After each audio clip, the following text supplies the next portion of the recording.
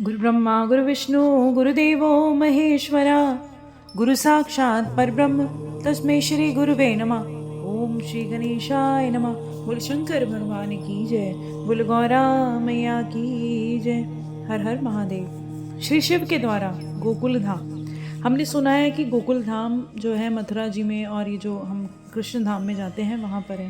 पर एक गोकुल धाम जो है ऊपर भी है, जो पहले ही स्थापित हो चुका है। श्री शिव के द्वारा गोकुल धाम में श्री विष्णु का गोपेश के पद पर अभिषेक करना और उनके प्रति प्रणाम का प्रसंग सुनाकर श्री राम का सती के मन का संदेह दूर करना और सती का शिव के द्वारा मानसिक त्याग।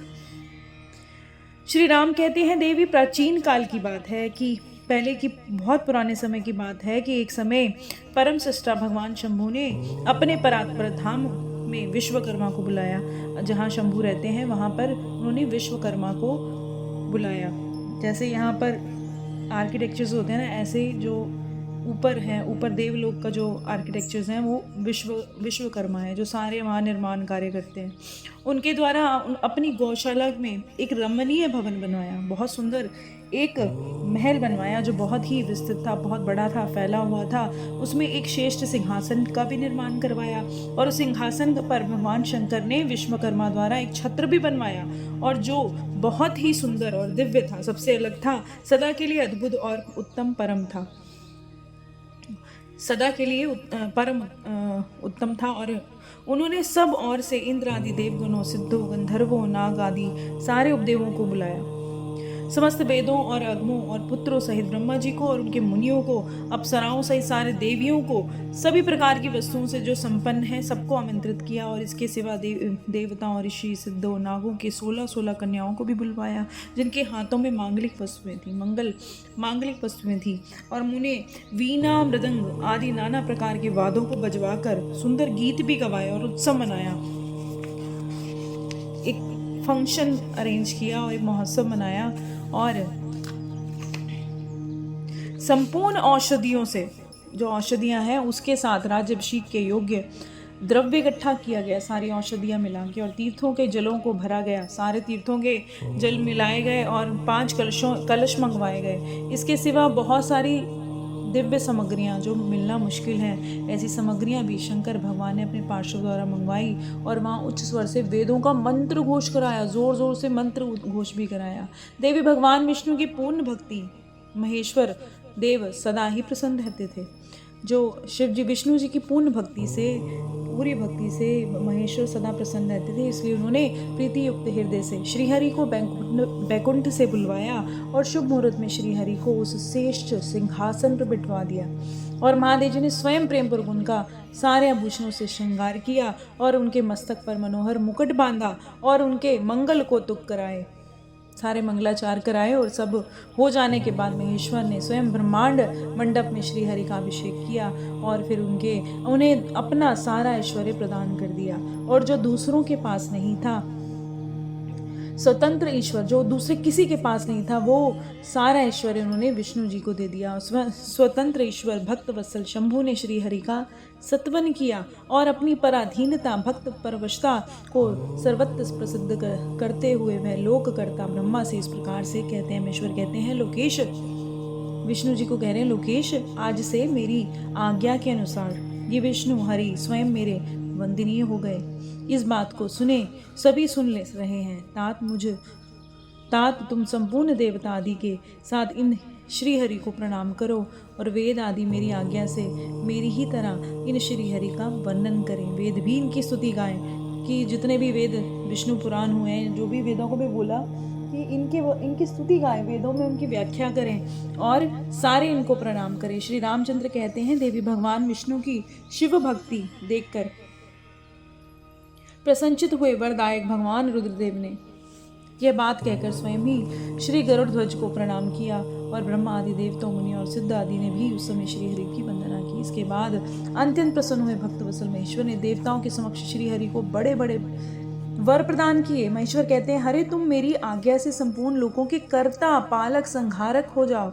धर्म अर्थ काम के दाता बन जाओ। दुर्नीति और अन्याय करने वाले दुष्टों को दंड देने वाले हो जाओ। बल पराक्रम से संपन्न जगत पूज्य जगदीश्वर बने रहो। समरागन में तुम कहीं भी जीते नहीं जा सकते, तुम्हें कोई भी हरा नहीं सकता। मुझसे भी तुम कभी पराजित नहीं होगे। तुम मुझसे मेरी दी हुई 3 प्रकार की शक्तियां ग्रहण करो। एक तो इच्छा आदि की सिद्धि, दूसरी अलग अलग लीलाओं करने की सिद्धि और शक्ति प्रकट करने की सिद्धि, तीसरी तीनों लोकों में नित्य स्वतंत्र घूमने की और जाने की सिद्धि। हरे जो तुमसे द्वेष करेंगे, तुमसे ईर्ष्या करेंगे, निश्चय ही मेरे द्वारा भी दंडनीय होंगे। विष्णु मैं तुम्हारे भक्तों को उत्तम मोक्ष प्रदान करूंगा। तुम इस माया को भी ग्रहण करो जिसका निवारण करना देवता आदि के लिए भी कठिन है, जिससे मोहित होने पर यह विश्व जड़ रूप हो जाएगा। हरे तुम मेरी बाईं भुजा हो और विधाता दाहिनी भुजा है। तुम इन विधाता के उत्पादक हो और पालक होगे। मेरा हृदय रूप जो रुद्र है वही मैं हूँ, इसमें कोई संशय नहीं है। यह रुद्र तुम्हारा और ब्रह्मा आदि देवताओं का भी निश्चय ही पूज्य है। तुम यहाँ रहकर विशेष रूप से संपूर्ण जगत का पालन करो और बहुत प्रकार की लीलाएं करके विभिन्न अवतारों में आते रहो और सबकी रक्षा करते रहो। मेरे चिन्मय धाम में तुम्हारा जो परम वैभवशाली अत्यंत उज्ज्वल स्थान है वह गोलोक नाम से विख्यात होगा। हरे भूतल पर जो तुम्हारा अवतार होंगे वे सब रक्षक मेरे भक्त होंगे। मैं उनका अवश्य दर्शन करूंगा। वे मेरे वर से सदा प्रसन्न रहेंगे। श्री राम जी कहते हैं, देवी इस प्रकार श्री हरि को अपना अखंड ऐश्वर्य सौंपकर उमा वल्लभ भगवान हर अर्थात शिव कैलाश पर्वत पर रहते हुए अपने पार्षदों के साथ स्वच्छंद क्रीड़ा करते रहते हैं। अलग अलग रूप बदलकर या अलग अलग क्रियाएं करते रहते हैं। तभी से भगवान लक्ष्मीपति वहाँ गोप वेश धारण करके आए हुए गोप गोपियों और गौओं के साथ अधिपति होकर बड़ी ही प्रसन्नता के साथ रहने लगे। कहाँ पर? गोकुल धाम जो शिव जी ने बनाया है वहाँ पर गौओं के साथ और गोप गोपियों के साथ रहने लगे। वे श्री विष्णु प्रसन्नचित हो समस्त जगत की रक्षा करने लगे और शिव की आज्ञा से बहुत प्रकार के अवतार उन्होंने ग्रहण किए, जगत का पालन करते रहे। वे श्री हरि भगवान शंकर की आज्ञा से 4 भाइयों के रूप में भी अवतीर्ण हुए। उन 4 भाइयों से बड़ा मैं राम हूँ, दूसरे भरत हैं और तीसरे लक्ष्मण और चौथे शत्रुघ्न हैं। देवी मैं पिता की आज्ञा से सीता और लक्ष्मण के साथ वन में आया था। यहाँ किसी निशाचर ने, किसी राक्षस ने मेरी पत्नी सीता को हर लिया है, चुरा लिया है। मैं विरही होकर भाई के साथ वन में अपनी प्रिया का अवशेषण करता हूँ, उसे ढूंढता हूँ। जब आपका दर्शन प्राप्त हो गया वह सर्वथा मेरे कुशल मंगल ही होगा। माँ सती आपकी कृपा से ऐसा होने में कोई संदेह नहीं। देवी निश्चय ही आपकी ओर से मुझे सीता की प्राप्ति विषयक वर प्राप्त होगा।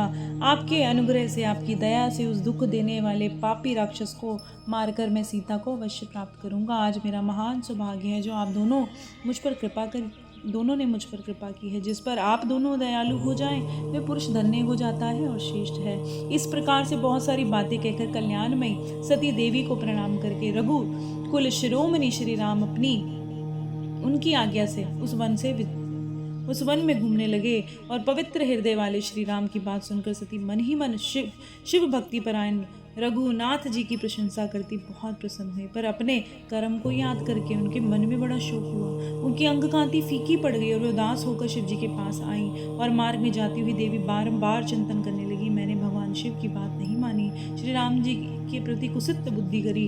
अब शंकर जी के पास जाकर उनको क्या उत्तर दूंगी। इस प्रकार बार बार विचार करने पर उन्हें बहुत बड़ा पश्चाताप हुआ और शिव के पास जाकर सती ने मन ही मन प्रणाम किया और उनके मुख पर विषाद छा गया। वे शोक से व्याकुल निस्तेज हो गई। सती को दुखी देखकर भगवान हर कुशल समाचार पूछा और प्रेम को कहा कि तुमने किस तरह परीक्षा ली। उनकी बात सुनकर सती मस्तक झुकाकर उनके पास खड़ी हो गई। उनका मन शोक में डूब गया, विषाद में डूब गया। भगवान महेश्वर ने ध्यान लगाकर सती का सारा चरित्र जान लिया और उन्हें मन से त्याग दिया।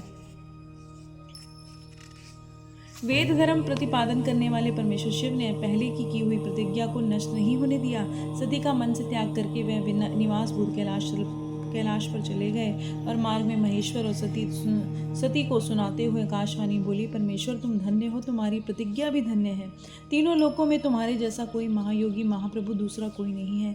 यह आकाशवाणी सुनकर देवी सती कांति फीकी पड़ गई। उन्होंने भगवान शिव से पूछा, नाथ मेरे परमेश्वर आपकी कौन सी प्रतिज्ञा की थी, बताइए। सती के इस प्रकार पूछने पर उनका हित चाहने वाले प्रभु ने पहले अपने विवाह के विषय में भगवान विष्णु के सामने जो प्रतिज्ञा की थी उसे नहीं बताया। मुने उस समय सती ने अपने प्राण वल्लभा पति भगवान शिव का ध्यान करके उस समस्त कारण को जान लिया जिससे उनके प्रियतम ने उन्हें त्याग दिया। शंभु ने मेरा त्याग कर दिया, यह बात सोचकर दक्ष कन्या सती शीघ्र ही शोक में डूब गई और बारंबार सिसकने लगी, रोने लगी। सती के मनोभाव को जानकर शिव ने उनके लिए जो प्रतिज्ञा की थी उसे गुप्त रखा और दूसरी बातें सुनाने लगे, कथाएं सुनाने लगे और बहुत प्रकार की कथाएं कहते हुए सती के साथ कैलाश पर जा पहुंचे। शेष आसन पर स्थित हो गए और चित्तवृत्तियों में विरोध पूर्वक समाधि लगाकर अपने स्वरूप का ध्यान करने लगी। सती अत्यंत विषाद में डूब गई और अपने धाम में रहने लगी। मुने शिव और शिवा के उस चरित्र को कोई नहीं जानता। महामुने स्वेच्छा से शरीर धारण करने वाले, लोक लीला का अनुसरण करने वाले उन दोनों प्रभुओं का इस प्रकार से वहां रहते हुए बहुत समय व्यतीत हो गया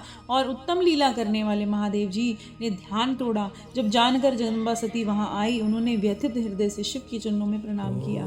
उदारचिता शंभु ने उन्हें अपने सामने बैठने के लिए आसन दिया और बड़े प्रेम से बहुत सी कथाएं सुनाई। उन्होंने वैसे ही लीला करके सती के शोक को तत्काल दूर कर दिया और फिर से सुखी हो गई। और फिर भी शिव ने अपनी प्रतिज्ञा को नहीं छोड़ा। तात परमेश्वर शिव के विषय में यह कोई आश्चर्य की बात नहीं समझनी चाहिए। मुनि लोग शिवा और शिव की ऐसी ही कथा कहते हैं। कुछ मनुष्य उन दोनों में कोई वियोग नहीं मानते, परंतु उनमें वियोग कैसे संभव है? शिवा और शिव के चरित्र को वास्तविक रूप से कौन जानता है? वे दोनों सदा ही इच्छा से खेलते हैं और अलग अलग तरह की लीलाएं करते रहते हैं। शिव और सती वाणी अर्थ आदि की तरह एक दूसरे से नित्य से युक्त हैं, जुड़े हुए हैं। उन दोनों में वियोग होना असंभव है, इस उनकी इच्छा से ही उनमें लीला वियोग होता है। बोल शंकर भगवान की जय, बोल गौरा मैया की जय। हर हर महादेव।